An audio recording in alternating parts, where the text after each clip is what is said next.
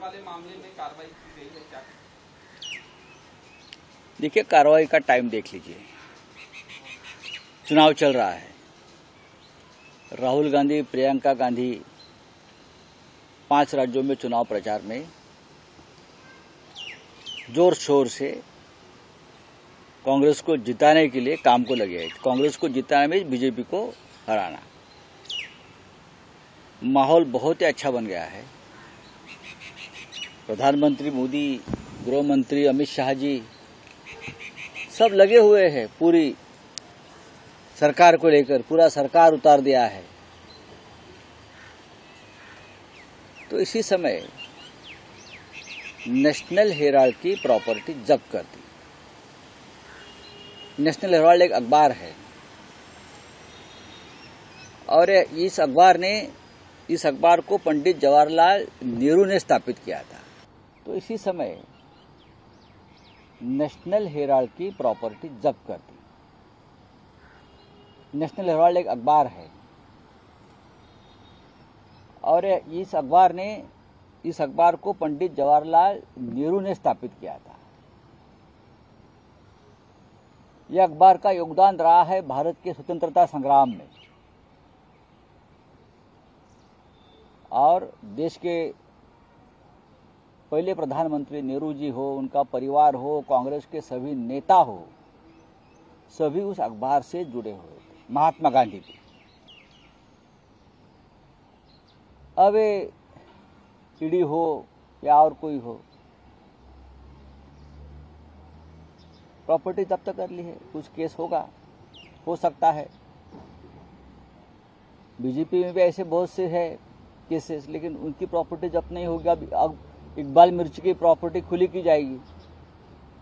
हमारे भी प्रॉपर्टी जब्त कर दी है। जिस घर में मैं रहता हूँ वो प्रॉपर्टी भी जब्त है। जो हमारे विरोधी है, जो हमारे खिलाफ प्रचार कर रहे हैं चुनाव में, वो सभी को इस प्रकार से आप परेशान करेंगे।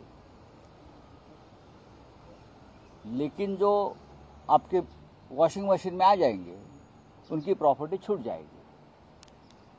अब जो बीजेपी के साथ जो एनसीपी के लोग गए हैं, चाहे अजित पवार हो, चाहे प्रफुल्ल पटेल हो, चाहे हसन मुशर्रफ जी हो, हाँ, शिवसेना के लोग हो, उनकी भी प्रॉपर्टी ईडी ने जब्त कर ली थी। लेकिन अब मेरी जानकारी है अब वो छूट रही है। हमारी नहीं छूटेगी, हमारे बच्चों की प्रॉपर्टी नहीं छूटेगी, अनिल देशमुख जी की प्रॉपर्टी नहीं छूटेगी, लेकिन जो बीजेपी के साथ है उनकी प्रॉपर्टी छूटेगी। अब ये नेशनल हेराल्ड का जो मामला है, ये राजनीतिक मामला है, पॉलिटिकल मामला है। आप हम सबको दबाना चाहते हो, हमारे आवाज दबाना चाहते हो, लेकिन इतना आसान नहीं है। ये लड़ाई देश के लिए चल रही है, देश के लोकतंत्र के लिए चल रही है और ये चलती रहेगी। चाहे आप हमें गिरफ्तार कर लीजिए, चाहे हमारी घर, जमीन, जो भी थोड़ी बहुत प्रॉपर्टीज है वो जब्त कर लीजिए। ब्रिटिश काल में यही होता था, उस वक्त भी यही होता था। ईस्ट इंडिया कंपनी थी, अब वेस्ट इंडिया कंपनी है। चलने दो, देख लेंगे। बोलिए।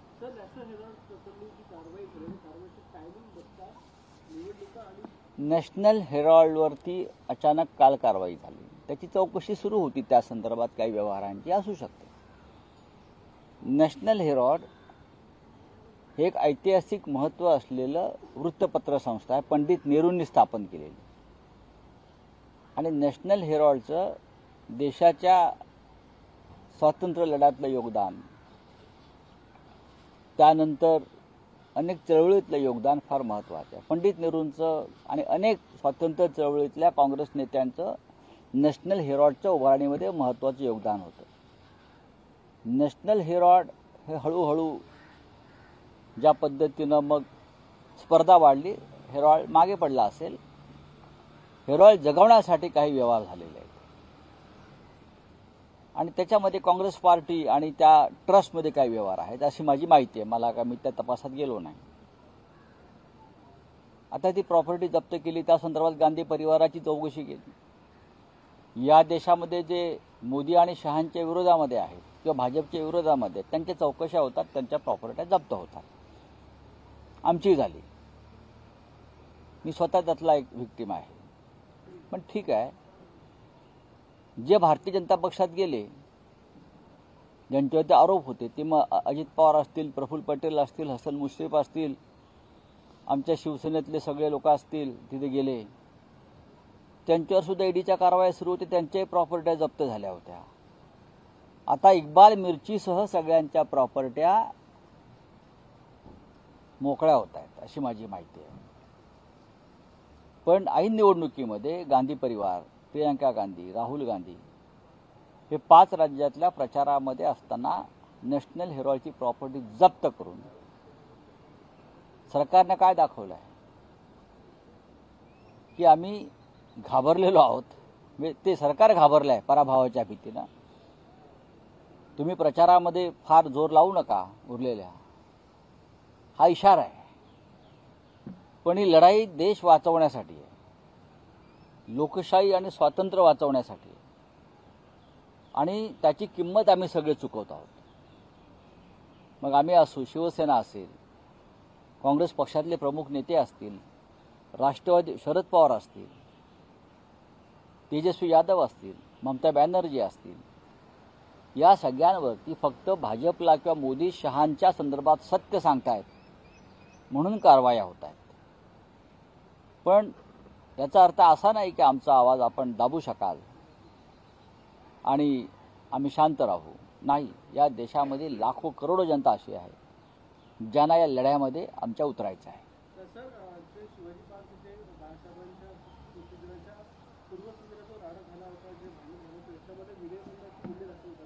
खोटे गुन्हे आहेत, हे गुन्हे खोटे आहेत. शिवसैनिकांवर तुम्ही तिथे जो काय रस्त्यावर संघर्ष झाला म्हणून विनयभंगाचे खोटे गुन्हे दाखल करता, ही विकृती आहे गृहमंत्रालयाची. गृहमंत्र्यांनी या विकृतीवर तोडगा काढला नाही तर आम्ही पाहू काय करायचे ते. पण अशा प्रकारे आंदोलन करणाऱ्या शिवसैनिकांवर, जे गद्दार आहेत, जे बेईमान आहेत, जे भ्रष्ट आहेत राजकीयदृष्ट्या, त्यांना शिवतीर्थावर हिंदुहृदय सम्राट बाळासाहेब ठाकरे यांच्या स्मृतीस्थळावर रोखण्याचा नक्कीच प्रयत्न झाला गद्दारांना. आणि तुम्ही त्यांच्यावरती विनयभंगाचे खटले दाखल करून या सरकारची विकृती, या गृहमंत्रालयाची विकृती उघड केली. ही विकृती महाराष्ट्राला बदनाम करते. पण लक्षात घ्या, मगाशीच मी सांगितलं, तुम्ही आमच्यावरती किती खोटे गुन्हे दाखल करा, आम्हाला अटका करा, आमचा संघर्ष चालूच राहील, न्यायालयात राहील आणि रस्त्यावर सुद्धा राहील. विनयभंगाचे गुन्हे दाखल करायचे असतील तर खरं म्हणजे ज्या महिला तिथे बेईमान गटाकडून घुसल्या आणि दादागिरी करत होत्या त्यांचे व्हिडिओ आपण पहा. काय पद्धतीने त्यांची भाषा आणि भूमिका होत्या, त्यांच्यावर तुम्ही काय कारवाई केल्या? हे कायद्याचं राज्य असेल तर अशी एकतर्फी कारवाई करणं यालाच विकृती म्हणतात. देवेंद्र फडणवीस हे राज्याचे गृहमंत्री आहेत की नाहीत,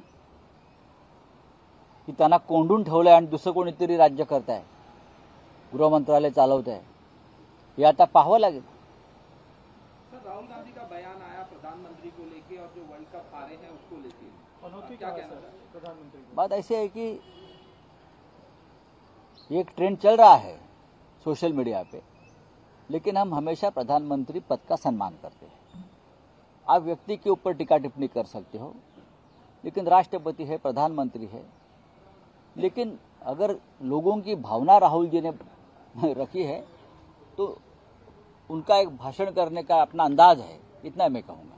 सर, धनगर समाज ने कल जालना में पथराव किया है मराठा आरक्षण को लेकर. इस राज्य में लॉ एंड ऑर्डर की परिस्थिति दिनों दिन बहुत ही गंभीर होते जा रही है. मराठा समाज सड़क पर उतरा है, धनगर समाज उतरा है, ओबीसी उतरा है, और इस राज्य का गृहमंत्री और गृह मंत्रालय, उनको ये मालूम नहीं कि राज्य में क्या हो रहा है.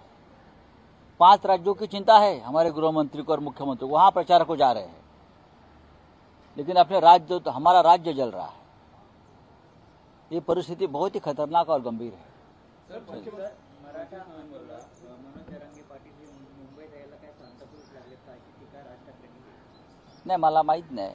मनोज जरांगे पाटील त्यांना उत्तर द्यायला समर्थ आहेत. मनोज जरांगे हा एक फाटका माणूस आहे. तो त्याच्या समाजासाठी लढतो आहे. आमच्या सगळ्यांच्या भूमिका आहेत, जे आम्ही राष्ट्रपतींनाही सांगितलेलं आहे जाऊन सगळ्यांनी, की सर्वसमावेशक असा तोडगा निघावा आरक्षणाच्या मुद्द्यावर. आज आहे 50% आरक्षण, त्याला कोणताही धक्का न लावता इतर समाजाच्या आरक्षणाच्या मागण्या आहेत, मराठा असतील, धनगर असतील, त्या पूर्ण व्हाव्यात. ही आमची भूमिका है. सर मुख्यमंत्री जा रहे हैं चुनाव प्रचार, एनसीईआरटी की बुक्स में रिकमेंडेशन दिया है। क्या बोल रहे हैं आप? सर मुख्यमंत्री जा रहे हैं राजस्थान में चुनाव प्रचार करने के लिए। कल के दिन राजेंद्र गुढ़ा का वहां पर वो प्रचार करेंगे। महाराष्ट्र में जो स्थिति अभी है, ऐसे दौरान मैंने कहा ना, महाराष्ट्र की स्थिति देखिए. आप राजस्थान में क्यों प्रचार करते हो? मुंबई बीएमसी का चुनाव लीजिए और वहां प्रचार कीजिए ना. महाराष्ट्र में मुंबई, पुणे, नागपुर, नासिक से लेकर संभाजीनगर 14 महानगर पालिका का चुनाव आप करने नहीं जा रहे. आप यहाँ चुनाव घोषित करिए और यहाँ प्रचार कीजिए. लोकशाही मराठी ऐका, पहा, जागरूक रहा.